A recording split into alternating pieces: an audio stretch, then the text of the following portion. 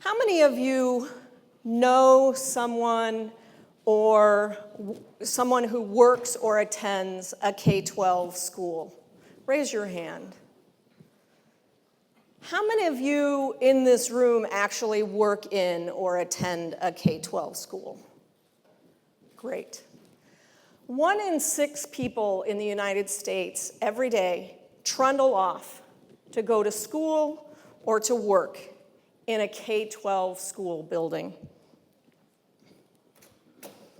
These schools that we are sending our children off to are old. At least the structures and the way they operate are old. They are preparing students for an industrial society that no longer exists. Many schools have not yet made the shifts to prepare our students for the Anthropocene. Many of our schools are still stuck in the 20th century. Now, I'm not saying that the things we're doing to advance reading, writing, and arithmetic are bad. And I'm not saying the things that we are doing to prepare our students for the 21st century are bad. But we are actually in the 21st century, so those things are our responsibility. They are not innovative. What I believe our K-12 schools need to do is we need to shift our purpose. We need to have the purpose, and schools need to be designed with the purpose of creating a sustainable future. So I want you to think with me, what if, just what if every K-12 school in this country were designed to create a sustainable future? We in the Green Schools movement across the country have been thinking about this. We've been trying to translate the triple bottom line of sustainability into best practices for green schools. And we've come up with 3. Facilities design, operation, and management decrease their impact on the planet and decrease the budgets. Health and well-being, schools that enhance the health and well-being of the 60 million people who work and learn in those buildings. And a culture and a curriculum in schools that prepares students not only for college and career, but with the innovative thinking and the systems thinking they need for sustainability literacy. The really great thing is that all across the country, there are schools who have embraced sustainability as the innovator. They are leading us forward to this transformation that I believe our K-12 schools need. I'm going to take you on a tour across the country and share with you some of the best practices that are happening out there. First, let's look at some of the things that school districts are doing in particular to manage their operations. The Boulder Valley School District in Boulder, Colorado, has a sustainability management system where they monitor all of the things that we've been hearing about related to energy, conservation, wastewater. This year, however, they have linked that sustainability management system to their master facility plan and their education strategic plan.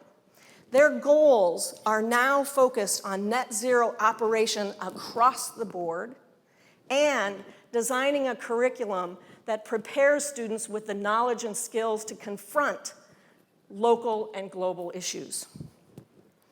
In Chicago, there's a really great, unique public-private partnership that is tearing up the old, crumbling asphalt that surrounds most of our schools in this country and taking down those worn-out old playgrounds and replacing them with outdoor classrooms, rain gardens, tracks, and all sorts of opportunities for the school to bring people together into green, healthy schoolyards.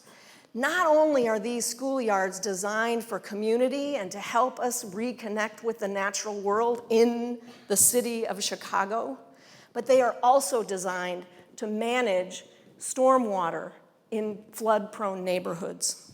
Here in Arlington, closer to home, they have opened just this year the largest net zero elementary school in the Northeast United States. As of last week, when I spoke with the manager, the building is on course to produce more energy than it is consuming this year. We can do this. Every year, our schools spend $100 billion on operations and maintenance. But we also defer almost $50 billion in maintenance and operation. Imagine if we invested those funds in creating and having districts pass policies to create and operate school districts, similar, using the practices that I just shared with you. Imagine if our children and the people who work in school every day attended and worked in a building where they actually experienced how it is possible to live lightly on this planet. The next area that I want to speak with you about is how we can enhance health and well-being in our schools, the types of programs and policies that are being passed around the country to enhance health and well-being. First, environmental health issues for children are prevalent in our schools. The air they breathe, the toxins they're exposed to in their developing bodies are amazing. We never think about that. But in Blue Valley schools in Kansas, they have a comprehensive environmental health program where they have removed toxins and pollutants so the air is clean and breathable in their schools. And what they've seen is they've seen a decrease in cost and decrease in asthma-related absences and an increase in academic achievement. In New York City, in the third floor of a 100-year-old building, the Green Bronx Machine has created a health, wellness, and learning center. And in that center, in the Bronx, children are learning how to grow food and nourish their bodies because they believe that healthy students are at the heart of healthy schools, and healthy schools are at the heart of healthy communities. And in Greendale, Wisconsin, they have a health clinic in their school. So every child and their family and every staff member and their family can get free medical, dental, and mental health services. And if they can't match services in that school, they match them with community members and community agencies where they can get those services. We heard earlier that we are over 50% free and reduced lunch population, fragile populations in our schools. Advancing and supporting health and well-being in our schools is something that will move us forward faster in our transformation. Finally, teaching and learning is critical in our schools. We are held accountable for student achievement. So how can we make sure that our students develop the knowledge and skills they need for graduation, for college and career, and also develop a sustainable future, be prepared for a sustainable future? We have schools across the country who are doing it. They've figured out how to integrate sustainable thinking, systems thinking, into already established standards that we all have to teach and we're all being held accountable for. And they are closing the achievement gap.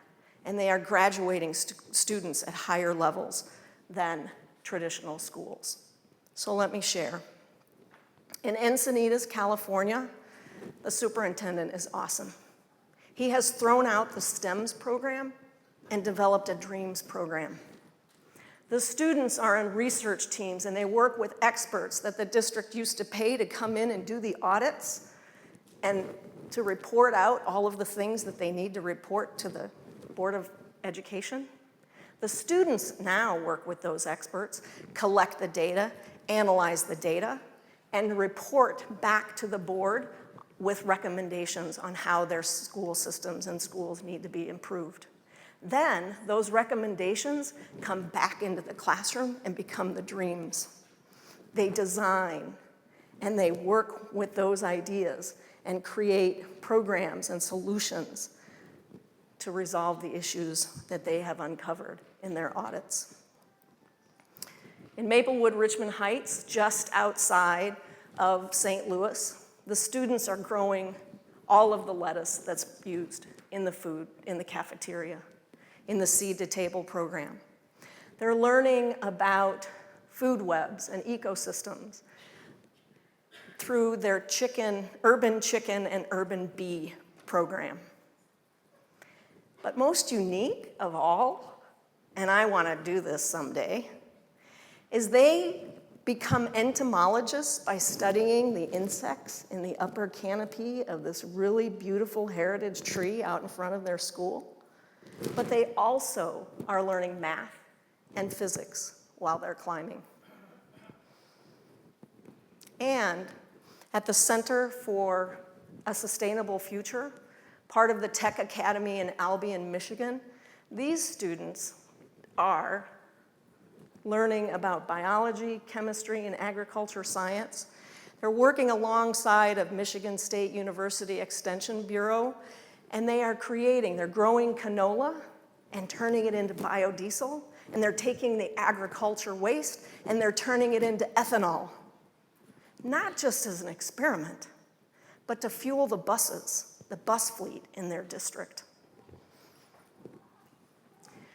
These schools show us that it is possible to prepare students for a sustainable future.